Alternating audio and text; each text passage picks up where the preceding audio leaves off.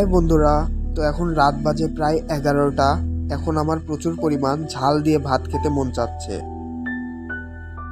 তো চলে এলাম খাবার টেবিলে। এসে দেখি প্রেসার কুকারের ভিতরে রয়েছে কিছু পরিমাণ ভাত, কিন্তু তরকারি নেই।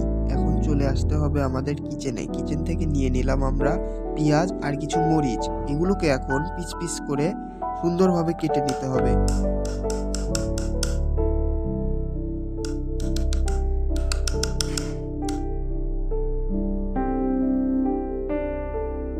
এবার আমাদের মরিচের পালা।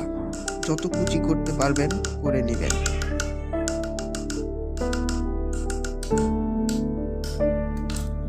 তো কাটা হয়ে গেছে দর্শক। এখন আমাদের কড়াইয়ে তেল দিয়ে নিতে হবে। তেল কিছুক্ষণ গরম করে এর মধ্যে ছেড়ে দিতে হবে আমাদের পেঁয়াজ কুচি।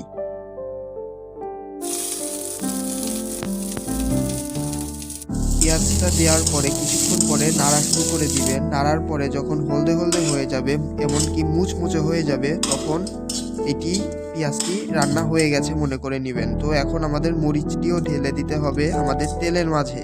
তো তেলের ভিতরে দিয়েও মরিচটিকে নাড়াতে হবে। এই মরিচ ভাজার কারণ হচ্ছে কাঁচা মরিচ আমার একদমই পছন্দ না, তিতা তিতা লাগে, যার কারণে ভেজে নিলাম এবং মুচমুচেও হয়ে গেল, খেতে অনেক টেস্টি লাগে। পেঁয়াজ ভেজেছি, মরিচ ভেজেছি, তার সাথে ডিম না ভাজতে কি হয়? তো ডিমটাকেও পোস্ট করে নিতেছি গাইস। ডিমের কুসুমটাকে ফাটিয়ে নিলাম, কারণ ডিমের কুসুম কাঁচা থাকলে আমার এটা একদমই পছন্দ না। তাই ফাটিয়ে নিয়ে কিছুক্ষণ জাল দিয়ে এটিকে উল্টিয়ে নিলাম। তো ডিমটাও হয়ে গেছে দর্শক। এখন আমাদের যে ভাতটুকু ছিল সেই ভাতটুকেও একটু ভেজে নিতে হবে, গরম করে নিতে হবে সেই প্যানেই, যে প্যানে আমরা সবগুলো ভেজেছি। তো এই যে ছিল মরিচ ভাজা। মরিচ ভাজার ভিতরে আমি দুটো তিনটে শুকনো মরিচ ভাজা নিয়ে নিয়েছি। এখন এর ভিতরে লবণ দিয়ে তেল দিয়ে একদম ভর্তা বানাই নিতে হবে। ঝাল ঝাল অনেক টেস্ট কিন্তু গাইস, আপনারাও এইটা কিন্তু ট্রাই করবেন অবশ্যই। আমার বাসায় আম্মু নাই, যার কারণে আমারই রান্না করতে হচ্ছে।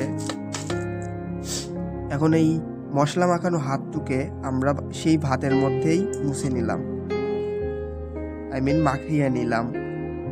হয়ে গেছে এখন দর্শক আমাদের এই ঝাল ঝাল ভাত মাখা খাওয়ার পালা। কিছু পরিমাণ পেঁয়াজ কুচি নিব এবং অল্প পরিমাণ ডিম নিব, নিয়ে মুখে পুড়ে নিব। খুবই টেস্টি। যখন রাতে আমার এরকম ক্ষুধা লাগে, কিছু না থাকে, আমি তখন এই রেসিপিটা রান্না করে খাই। দর্শক, আপনারাও এই রেসিপিটা ট্রাই করবেন এবং কেমন লাগে বলবেন।